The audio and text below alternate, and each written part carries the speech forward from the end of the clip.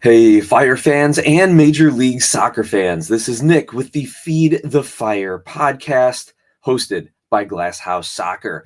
It's Friday morning. Tomorrow is match day for the Chicago Fire. They are down, taking on Inter Miami. And I am just excited to be here talking with you. You can hear it in my voice. If you're watching on YouTube, I got my glasses on. I haven't even woken up yet, had my coffee, but this is what got me up today, talking Chicago Fire versus Inter Miami with you. I'm juiced. I'm excited. I might not even need my morning dose of caffeine after all the excitement I have getting ready for this match. Before we get into all the Fire news, Miami preview, and a few other games to watch from around the league, I just want to take care of a quick little housekeeping here because, first of all, the podcast is trending upward. We are on podcasts by Spotify, and we are not slowly. We are quickly trending upward with over 50 regular listeners now in just under a month's time. So thank you to our listeners. And if you're not listening on Spotify, please do so. Follow along. But also you can get us wherever you get your podcasts.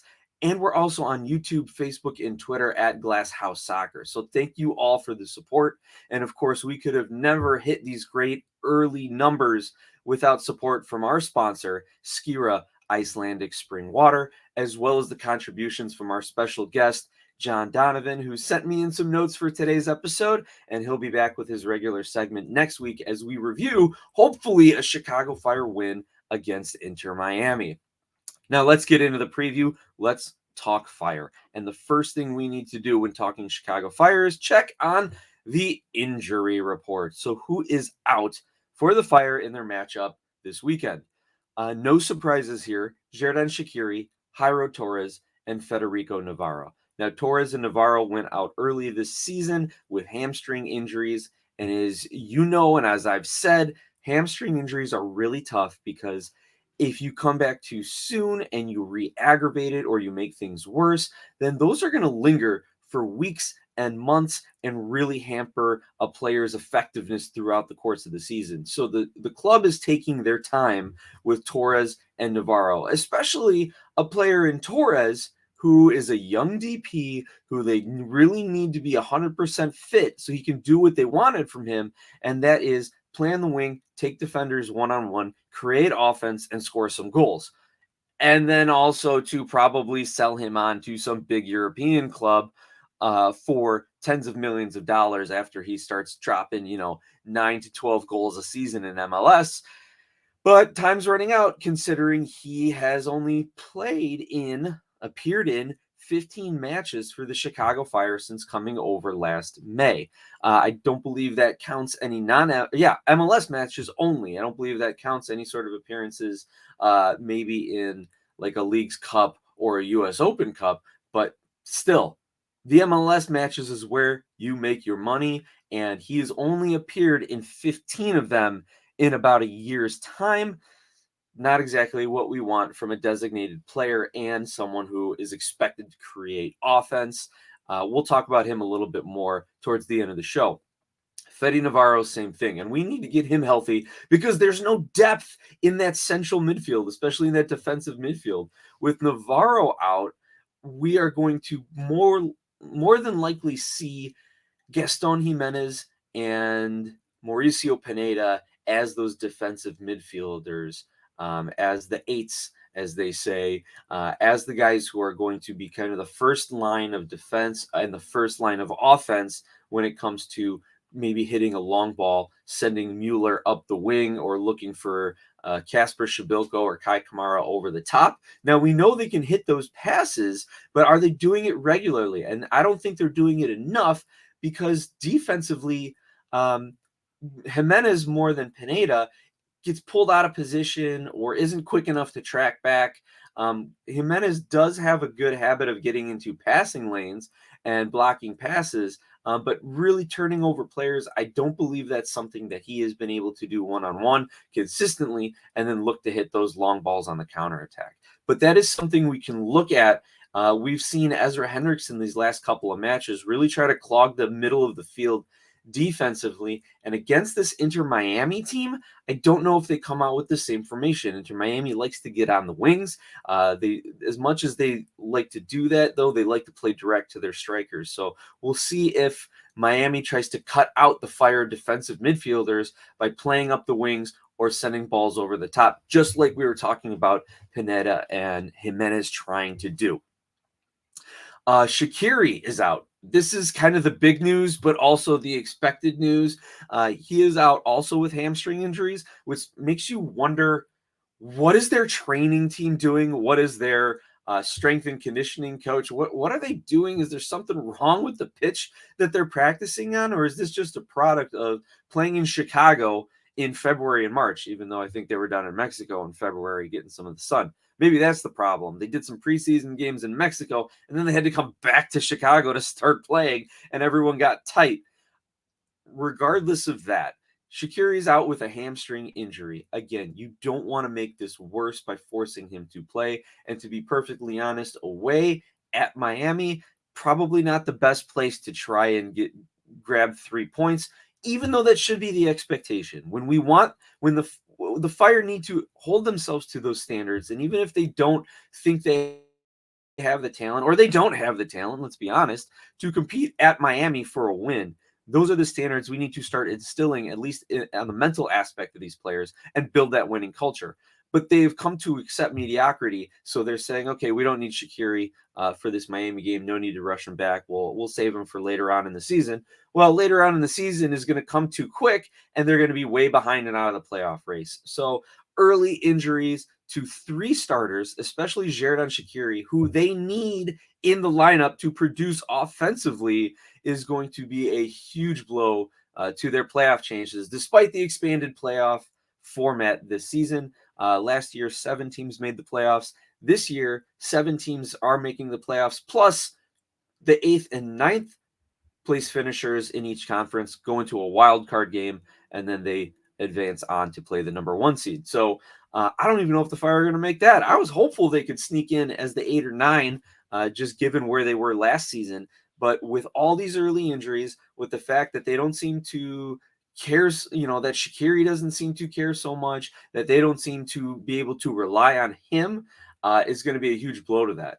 Because when you're in the MLS, well, on top of all of that, when you're in the MLS and you're building a roster, you need your designated players to produce for you. You are spending the most money on them. You are typically starting them week in and week out, unless you see some crazy circumstance, like, say, Gonzalo Higuain for Miami a couple of years back. But then Phil Neville got his head in the right spot. He was able to, through some great coaching, get Higuain to become a phenomenal player for them last season. You need your DPs to be playing. And right now, 2 of those for the Fire are not playing, and they don't even have a 3rd DP on their roster. When's that striker? When's that number 9 DP coming in? I don't know. Maybe when Koutsias finally comes in. The reason he hasn't been with the team, it's been reported there were some visa issues, but also now it's being reported that he's with Greece's U19 squad. But then when the Greece U19 roster came out, he wasn't even listed as a bench player. So remains to be determined what's going on with Koutsias. It's extremely frustrating. I'd love for someone in the Fire press pool or in the Fire organization issue statement as to what's going on with him, because I just don't understand why you've signed a player and you're paying him, and he's not even in the country after a month of the season. Anyway, I've already expressed my frustration on that.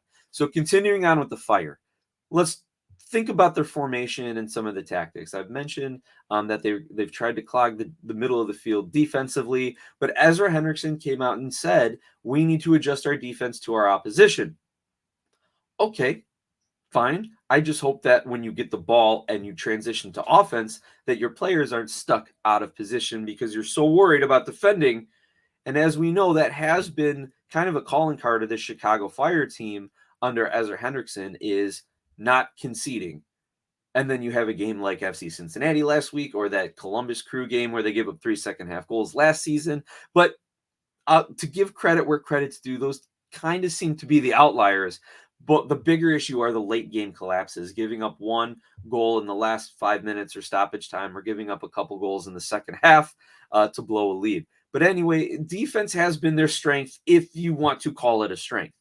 So we'll see how he adjusts to Joseph Martinez and Rodolfo Pizarro and possibly Leo Campana if he's available for 90 minutes for Miami. We'll see how he adjusts his formation. If he continues to use a three-man back line or if he goes back to his traditional 4-2-3-1.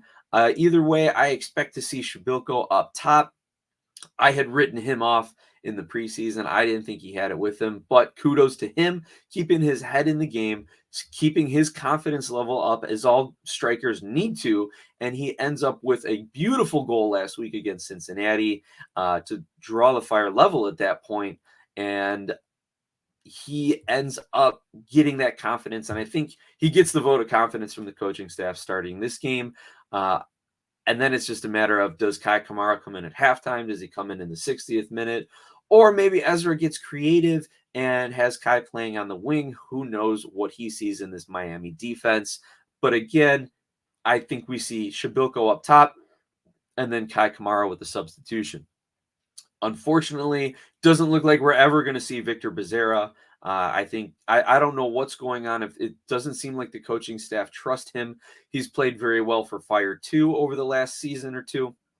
He's been on the bench for the senior team a lot, and he's just not getting senior team minutes. So we will see if something happens in this match where they call on Victor Becerra. Again, in the preseason episode, I wrote off Shabilko, but he seems to be getting back in a groove after last week. Also, I wrote off Chris Mueller. I shouldn't say I wrote off Chris Mueller, but I was criticizing Mueller as going down too soft anytime he gets contact. On the one hand, if you don't have a play on the ball, if you feel the contact go down, what's the worst? You lose the ball anyway, and maybe you get a foul call. But then, of course, last week, Shabilko scores and Mueller draws a PK going down in the box. So I don't know. Should I write off a player this week? I'm saying Becerra's never going to get any minutes. Watch him come in and contribute to a goal late in the game. We'll see. Right? We can only hope for that. All right. A couple other things on the Fire here. Outside backs are still an issue. And defensively, like I said, it is the strength of the Fire, if you want to call something their strength, but they have been susceptible to counterattacks. The Fire have given up those goals to Cincinnati, that goal to Philadelphia. It's been counterattacks, and they have not been able to get back into their defensive shape. It's those transition moments. Even on offense, transitioning to offense, you've seen that when Shaqiri or Gutierrez get the ball, they're looking for a quick pass downfield, and it's typically not there. Or Shaqiri's playing balls into the channels, and the on-rushing wingers are not there. Gutierrez, though, and this was one of the notes that John Donovan gave us, Gutierrez, I want to see him play centrally permanently for the Fire, even when Shaqiri comes back, because while Gutierrez might not be able to play those balls to the wingers if they're not making the runs or if the striker is out of position or not in a good spot to receive a pass, Gutierrez can dribble and take on guys one-on-one. We haven't seen that from Shaqiri as much with his time in the Chicago Fire. So I want to see Gutierrez playing centrally. He should be playing centrally for the Fire. He does it for the U.S. Youth National Team. He's probably going to the Under-20 World Cup and will be playing centrally. So hopefully we see that from Gutierrez. Again, his creativity on the ball and his creativity passing are huge assets. And as you heard in last week's broadcast, he can cover a lot more ground than Xherdan Shaqiri does, especially with the youth in his legs. But we're getting back to the defense here. They've been susceptible to counterattacks. And Suquet, as their new signing, coming over from France, is also guilty of this. I'll give him a little slack because they have expected him to push forward and contribute to the offense. And if you're going to send your 34-year-old wingback upfield to try and help generate some offensive opportunities, you're going to have to live with him being out of position when the opposing team counterattacks and maybe not being able to make those 40, 50-yard recovery runs or getting back into position as quickly as he used to. He has made some recovery tackles, but we saw last week in his substitution appearance, Jonathan Dean, who they signed in the offseason from Birmingham of USL, Birmingham Legion. He's a little better at making those long-running, quick sprinting recovery runs, but we'll see what his future is with the Fire. He was only signed on a one-year deal with another club option season. You will have noticed a lot of the Fire, especially their defenders, are on short-term contracts. So the Fire, I guess, are still trying to figure out who they want to be playing. The only thing they know is that it's Chihos and Tehran, or Chihos and Olmsberg. Hopefully Olmsberg can come back from injury just as strong, if not better, than when he finished last season. The Fire have all these defenders on short-term deals. We touched on that. And I'm going to say, I forget how many more seasons Miguel Navarro has on his deal, but we saw Kendall Burks come in. I would love to see Aceves either start this game or come in for Navarro, depending on, hopefully not depending that Navarro's got sitting on a yellow card again. But there is absolutely pressure on Navarro to start performing better, because Miguel Navarro to start performing better, especially with bringing in Aceves on loan. And if you're going to use an international roster spot on a lone player, you see something in him. All right, let's wrap up the Fire here. One other statistic to know, if you like advanced statistics: the Fire are last in Major League Soccer, not just their conference, but in the entire league, in key passes. Now, what's a key pass? A key pass is basically a pass that leads to a shot. It's like you're assisting a shot. Not necessarily one on goal, not one that goes in, but it is a pass that leads to a shot. So their ball movement in the offensive third, their passing, their creativity. If you want to look at it on a more general basis, the Fire are not creating offense, right? That's one statistic that actually matches up with the eye pass or the eye test. Now, the Fire have played one less game, so maybe they create 7 or 8 key passes in this game against Miami. I don't think it's going to happen away at Miami, and that'll maybe move them up the standings a little bit. But even if you break it down on average key passes per game, I still think they're bottom 5. The Fire have only played a handful of 3 games, right? The league is still young, the season is still young, but it's not a good sign early on. One advantage for the Fire in this match might be headers, aerial duels. The Fire actually near the top of the league when it comes to headers percentage, and percentage of winning aerial duels. Thank you, Rafa Chihos. Thank you, Carlos Tehran, for coming up the field on corner kicks and set pieces in an attacking area and being able to get your big, tall frames on these balls here, right? But it's tough to see your center backs being the ones that are creating your offenses on corner kicks. Yeah. Shabilko and Kai Kamara also are pretty good in the air. I think Kai more so, he might be the best attacking option, or I should say our best offensive player in the air. So hopefully he gets back on the pitch and can take advantage of the fact that Miami is towards the bottom of the league when it comes to winning challenges in the air. So hopefully that's one area the Fire can look to exploit. And as we all know, when it comes to leveling the playing field and getting a groove, set pieces are going to be able to help you out as a club. So let's take advantage of that, Chicago Fire. All right, let's real quickly look on the other side of the pitch, Inter Miami. They are coming in with 2 wins and 2 losses on the season. They have scored 4 goals. They have allowed 3. Most recent result for them is a 2-0 loss to Toronto, which means they're going to be motivated against the Chicago Fire. They know the Fire aren't good. They know the Fire's defense is susceptible to counterattacks. Heck, if I'm talking about it, I'm sure their scouts and coaching staff are talking about it. And last week, Joseph Martinez and Rodolfo Pizarro missed a couple of really good opportunities to find the back of the net. So they're going to be extra motivated to find some goals in this match. So we're going to have to watch out for them. Also, if you're the Miami coaching staff, you're looking at your schedule saying, okay, we're home against Chicago, then away to Cincy, and at home to Dallas. So this game against the Fire is their best opportunity right now to earn 3 points. So they are going to be putting a lineup out, I think, that suggests that they're going to put their best players. They're going to go after it from the moment the first whistle sounds. The Fire are going to be in for a battle here, everyone. Now, statistically, if we're looking at Miami, they're mid-table in the league when it comes to attacking and defending categories, right? But we know what they can be with Joseph Martinez, Pizarro, Campana, depending on how fit he is, and all the other host of players who can push forward and get into the attack. Some of the young midfielders that they've been building up, right? Last week, Cincinnati found their offense against Chicago. Even if it took them 89 minutes to do it, they found their offense. So let's hope Inter Miami doesn't do the same. Speaking of injuries, like I mentioned, Campana was hurt about 3 weeks ago. Not sure if he's 100% fit. His initial injury had him listed week to week, so we'll see where he's at against the Fire. But even in bigger injury news for Miami, their captain, Gregory, is out with a Liz Frank injury, a foot injury. So that is more of a longer term injury for him. So Inter Miami is going to have to make do without a playmaker. But I don't think it's going to slow them down. They are at home. They are hungry. Their strikers want the ball. And that atmosphere in Miami is going to really give them a boost. That was the other note that I got from John Donovan, that he was down in Miami for a game last season, and the fans are into it. They are jumping, they are chanting, they are playing music. It is a party in the stands. I might have to get down there myself one of these days. Maybe we'll save it for a fall match. Get away from some of the Chicago weather and go take in an Inter Miami game.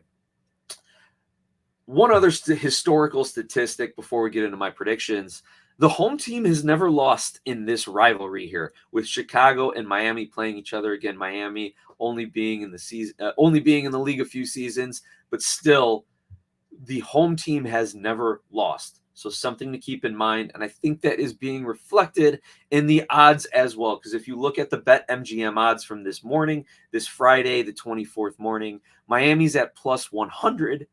The draw is at plus 240, and the Fire are at plus 260. Not a good sign for the Chicago Fire. Now, we saw what happened last week with Cincinnati. The Fire were favorites at home, and they end up with a 3-3 draw. And I think it even hit the way over on goals scored. So we know these MLS odds makers are still catching up to the league a little bit. But in this case, I think they got it right, considering the home field, considering the Fire's offensive struggles. And I say that, and I know they came off a 3-goal performance last week, but let's take a look. One of those was a superb goal by Shabilko, who has not been able to do that of late. One of them was a penalty kick that Chihos did not strike well. Celentano, I think, got a toe on it. Don't know why your center back is taking penalty kicks. And then the third one was probably their best goal of the season so far, taking advantage of some lazy Cincinnati passing in the first minute of the second half, and Mueller rockets it home. So I'm still not sold on the Fire offense yet. They haven't been able to do it consistently since Ezra Hendrickson and these players came into the fold. So that being said, I am not looking forward to this match from a scoreline perspective. I'm going to give Miami the edge 3-1. That was my prediction last week for Cincinnati. So maybe the Fire do walk away with a point, and I'll keep that point train rolling for the Fire. But I just think with the Fire's offensive struggles, the late game collapses they've had, and a hungry Miami offense. Also, I'll give the coaching edge to Phil Neville. I think they come away 3-1 here. Again, just to touch on some fire news, we mentioned Jairo Torres is out with a hamstring injury. And last season, he came into the squad from Atlas in Mexico with a hip injury, and then had re-aggravated something towards the end of the season. There is talk on social media, on the Fire Twitter feeds here, that is he a bust? Is Jairo Torres a bust? At this point, I'd be hard-pressed to argue against it. He's definitely not a success. Again, he's only appeared in 15 games in almost a year's time, but he's taking up a young DP roster spot. Like, that's got to count for something. When you look at whether or not someone has met expectations or is performing to their level, you do have to factor in the money paid and the hype that he was brought in, right? He is a young designated player. He's taking up a really important roster spot for this Fire team and is just not contributing. Yeah, it's due to injury, which then begs the question, what were the Fire doing scouting him and working with Atlas? Maybe they got fleeced a little bit. But if he's not healthy by the summer, then I will say, yeah, this is a bust signing. The Fire are not going to get their money back for him. But I'm not going to say it yet, though he's certainly trending in that direction. All right, before we wrap up, from around the league, what are a few matches that I'm going to keep my eye on? Well, first of all, I'm going to keep my eye on that DC match. They're hosting New England Revolution. We'll see if DC can integrate some of their international signings. We'll see how Wayne Rooney does in coaching. We'll see if New England can continue a winning trend. But also, I'm going to watch that game because the Fire are hosting DC on April 1st, and we'll get a little advanced scouting report on the team from the nation's capital. Couple other games to watch still in the Eastern Conference. Philadelphia versus Orlando. I really want to take a look at this game for two reasons. These are both teams who have trophy aspirations this season. Orlando coming off a U.S. Open Cup victory last season, and Philadelphia coming over second place finishes in MLS Cup and the Supporters Shield. So close to everything last year, Philly. But also, the question is being asked is Philadelphia still the best team in the league? They are not playing like it right now, especially after that loss to Montreal last week. They blew the lead like the Fire blew the lead, right? Like they ended up dropping 2 goals late, losing at Montreal, not even at Montreal's home stadium. They're playing in the Olympic Stadium. But again, for Philly, it's not how you start, it's how you finish, right? So I'm sure they're going to be in the mix of it, top 4 by the end of the season. But right now, they're certainly not playing like it. So maybe this is a week to see if they can kind of get back to how they're typically playing. And the Western Conference, I'm actually looking at Portland versus the LA Galaxy. It opens the weekend. Apple has done a great job of scheduling some exciting matches to open the weekend, at least with some good teams, right? I think we had Seattle LAFC for one of them, so they know how they're scheduling. But Portland is struggling. Their international signing, big striker signing, Evander is still getting integrated. Blanco, I don't even know what's going on with him. Hey, Rocky, if you're listening, our good friend of the show, Talking to Woods, Rocky, let me know what's going on with Portland, man. Message me either on Twitter at GlassHouseSoccer or email me, glasshouesesoccer@gmail.com. But also, we want to see what's going on with the Galaxy. They had really big aspirations this season to get back, not just into a playoff contention, but getting back to like top 3 in the Western Conference. And they have also been struggling defensively and offensively.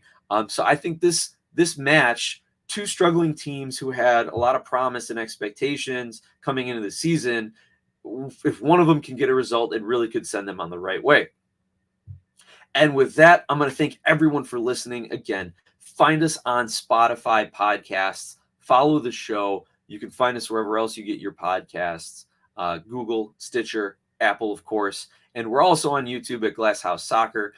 We have some MLS trivia videos up there. I'll be trying to expand that library a little bit more since I've been focusing on this podcast. But I appreciate you liking, subscribing, rating us, leaving a review on Apple or on Anchor. And thank you all again. Let's go Fire. Even though I picked against you, I still want you to win.